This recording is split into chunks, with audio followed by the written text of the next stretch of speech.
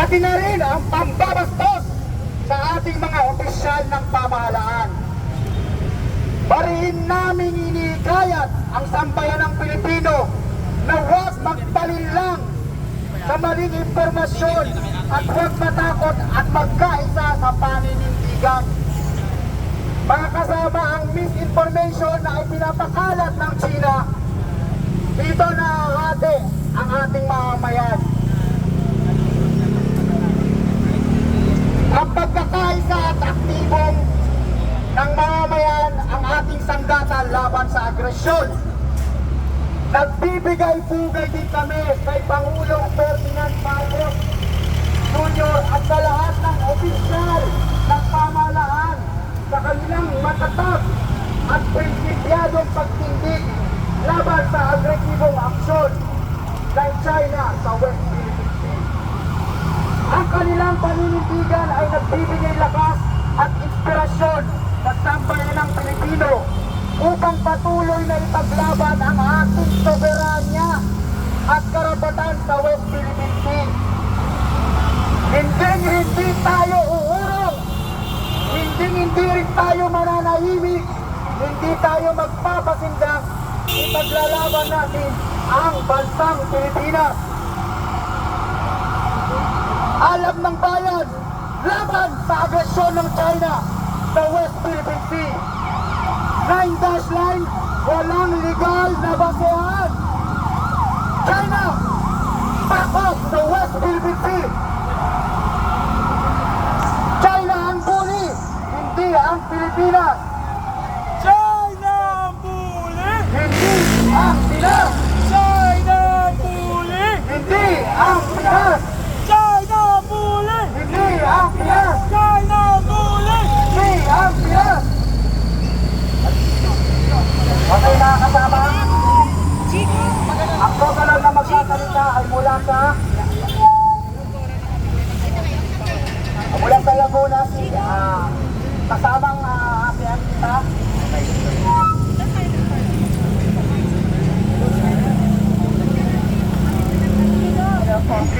China ang bully! Iyak niya! Magandang umaga po sa inyo lahat, sa mga media at sa kapulisan lahat po. Ang ating pagtatahala ito ay pinapakita lang natin. Anong ginagawa niyo? China ang bully! Tama! Sa ating ako po ay narito. Malayo pa pinagalilan para sumuporta sa ating ginagawa. At lalo namin maglalaban doon ang ating mahal na Pangulo. Tulungan natin at ibigay ang proteksyon sa kanya. Dahil hindi kaya ito ng ating presidente. Kailangan tayo dito. Dahil nagpapasalamat ako sa mga opisyal na narito nagtatanggol sa West Philippine Sea. Tayo kami mga Pilipino, tayo mga Pilipino lahat. Magkaisa tayo. Panawagan natin lalo na ang kabataan, kailangan magkaisa para sa pagtatanggol natin bansa. Lalo na ang West Philippine Sea. Dahil yaan tayo kumukuha ng yaman. Lalo na sa mga mangingisda. Huwag tayo papayag na papi. Ating ibadama sa ating pamamayang Pilipino. Dahil ito tayo para magpuntan. Hindi para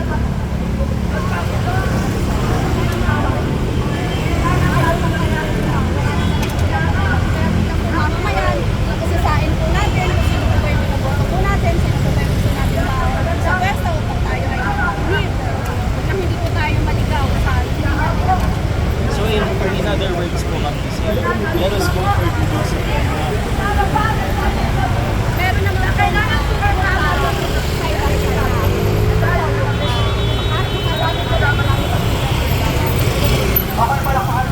Sa harap ng Chinese Embassy upang panindigan para sa West Philippine Sea. Nandito tayo ngayon upang suportahan ang matagal na pinaglalaban ng ating Pangulong Bongbong Marcos Jr. Filipinos do not kneel, di ka nga, di ba? Maaaring nakita ng China na bastusan sila sa karikaturo. Yan naman talaga ang pinangimutok ng kanilang damdamin eh. Pero ito ang ipapaalala ko sa inyo. Higit na nakaka-insulto na kami ay hinaharas nyo sa aming katubigan. Maaaring ang West Philippine Sea, para sa inyo, hindi nyo kinakilala yan. Dahil administrative order lang yan. Pero hindi dyan nakabatay ang karapatan ng mga Pilipino pagdating sa West Philippine Sea. Ito ay pinagtibay na UNCLOS. Ito ay batas na kinikilala ng maraming bansa, hindi na ng iisa. Pinagurihan kayong Chinese Big Brother ng mga Asyanong bansa, pero kayo ay bully. We will not yield. We will stand up to bullies like you. Di ba tataig ang Pilipinas? Kami po kailanman, ang mga Pilipino, ay hindi nanakot. Kami ay sinubukan sa COVID, pero lahat sila sa bandang uli hindi nagtagumpay. Kaya tandaan nyo, walang maliit o walang malaki na nakakabuhig, lagi paliit. Ang Pilipinas ang nagbibigay ng buhig sa mata ng malaking China. Hindi nyo pwedeng ipagmalaki sa amin na kayo ay na-insulto ang leader nyo. Ihamak na mas mahirap ang pinagdadaanan na aming mga kababayan mangingisda dahil nakasalalay sa kanilang pangingisda ang kanilang buhay. Sa lahat ng mga Pilipino na nanonood ngayon ng mga kapanood ito, ang tatanong nyo, umig lang yan. Wala akong kapakinabangan dyan. Diyan kayo nagkakamali. Milyon-milyon Pilipino ang araw-araw kumakain ng isda. Hindi nyo ba alam na kung ang ating mga mangingisda Pilipino ay malaya, mga pamangisda dyan sa West Philippine Sea, magmumurang isda. Kamakailan, na-discover ang Manapaya Eastern na may untapped resources. Pag yan nag-aamit para sa mga Pilipino, magmumura ang ating mga kuryente. Hindi ba lahat ng Pilipino ay makikinabang? Sa siyam na senador na ayaw pumirma sa resolusyon upang kuntinahin ang mga pahayag ng China sa ating mga leader. Nakakahiya po kayo. Hindi po natin pinapalayas dito ang ating mga kapatid na Chino na nagtinegosyo. Hindi rin natin pinapalis ang embassy. Resolusyon lang yan upang kuntinahin yung kanila mga sinasabi. Diba? Yung isa dyan, action star pa. Pero wala naman sa aksyon. Diba? Nasaan ang tapang mo? I'm calling you out, Mr. Robin Padilla. Ikaw na rin nagsabi. Ginawa lang nila to dahil ini-insulto ang kanilang Pangulo. Ngayon, insulto din ang Pangulo mo. Sino ba ang Pangulo mo? Yung nagkanulo sa atin sa China? Yun ba ang Pangulo mo? Hindi tayo magkakanta leche-leche ng ganito. Kung hindi nabigyan ng oportunidad ang nakaraang administrasyon upang maging masyadong mabait, mapagbigay sa China. Diba? Yan ang dahilan kung bakit ang isang hindi kilala na mayor na taga Mindanao ay nanalo. Nasaan ang pinangako mo sa mga mangingisda? Diba? Sasabihin mo, campaign promises lang, tanga ang mga naniwala. Mas tanga ka! Kaya ikaw nakakulong ngayon. Yan lang masasabi ko sa'yo.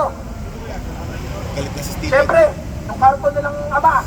Kaya ito lang tatandaan nyo mga kababayan, ang West Philippine Sea. Yan ay karugtong ng buhay ng mga Pilipino.